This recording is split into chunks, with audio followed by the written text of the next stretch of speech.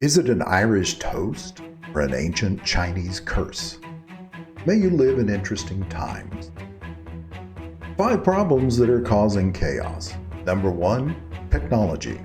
Number 2, human nature. Number 3, change, speed of change. Number 4, too much information. Number 5, greed. Number 6, lies of the Echoverse. Number 7, a lack of leadership. Number 8, inability to adapt. Number 9, worry, losing it, feeling lost. And number 10, time. I know that's 10, not 5, but that's part of the problem. We are overwhelmed and we can't take it anymore. We are living in a moment that impacts every single living thing on the planet. The failing of institutions like religion, faith in government, and what's worse, the constant lying about how bad things are. Technology has caused upheaval. 70,000 years ago, more or less, we were what we are today, humans. We've grown taller and have more races, but our essential hard wiring has not evolved enough to be noticeable. A child born 60,000 years ago could learn to speak English and drive on either side of the road. Humans are pack animals, not a herding species. We had to find a hack in order to live in large groups. That workaround human nature was society. Society, however, has evolved. From hunting, gathering, to farming, to the Industrial Revolution, to the Information Age, society has evolved as technology has evolved. Every time a tech came along that changed society, there were disruptions. Tech was primitive by today's standards, so those changes were slow enough to allow people to adapt. We know more about stuff. What frightens us is all the stuff we don't know. Every time we say, "Holy cow, I didn't know that," our second thought is, "What else do I not know?" That's how quickly thoughts can change from joy to worry, victory snatched by the jaws of defeat. This is why we can't have nice things. We worry about losing them. What we don't know is what is wrong with us right now. Number 1, we don't know what's wrong. Number 2, we don't know how to fix it. Number 3, we don't have time to wait. And that's what's worrying us. In ancient times, we common folks didn't know much. We thought we did.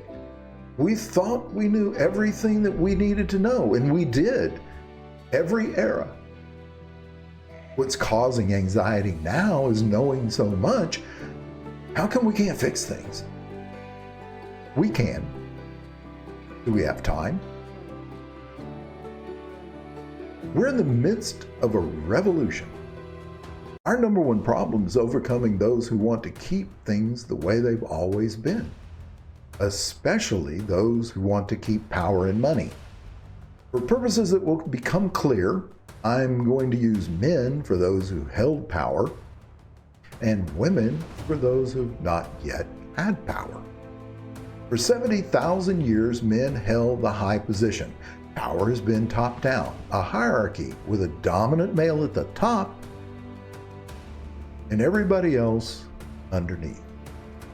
Starting with tribal politics, I prefer to think holy men came before kings who derived their power from the gods, so obviously priests came first.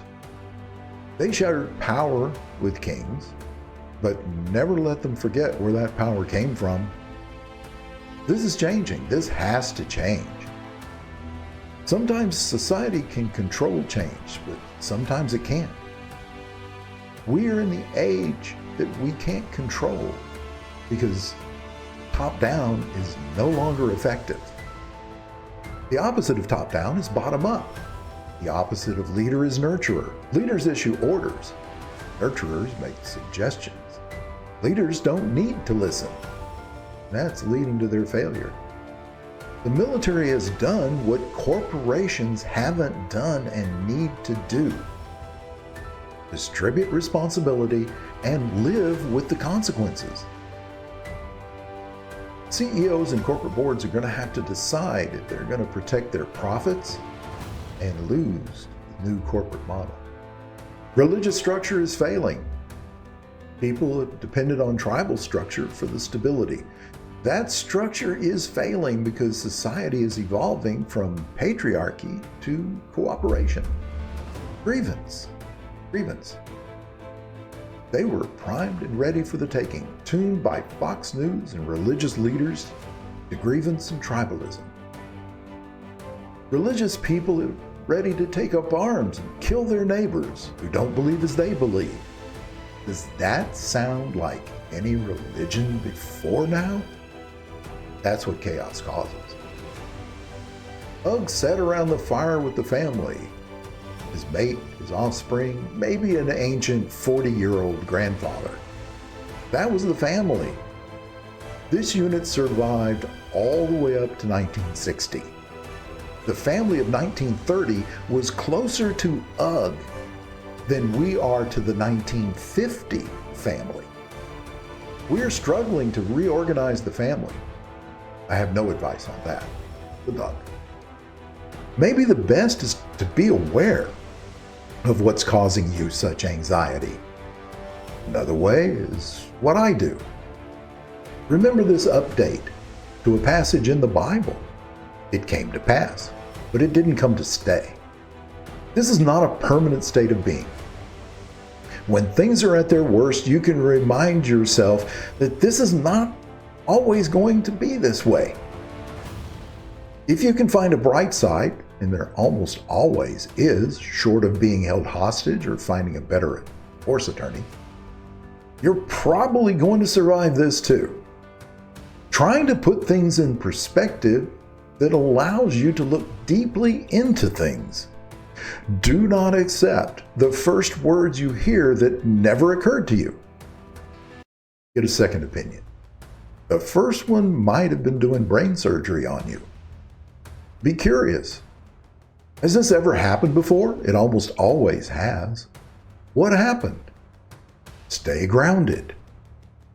Find people that don't hate. Those you love, respect them, but you don't have to listen to them. Insist on facts. If they don't receive the facts, well, smile. Always remember to smile and breathe slowly. You can't change their mind. Don't let them change yours. Finally, look at the small picture that surrounds you. Focus on that as your foundation. Practice being aware. Then, look at the big picture outside your picture window in your house or the view out the windshield of your car as you drive past. It's going to change. Observe, but relax. Life is good for anyone who's watching this. All that change earlier has made our lives better. I'm an old man who appreciates a remote control, internet access, and that incredible window on the world in front of me every day. I would not want to live in any other time. There is no chaos in my head. Peace.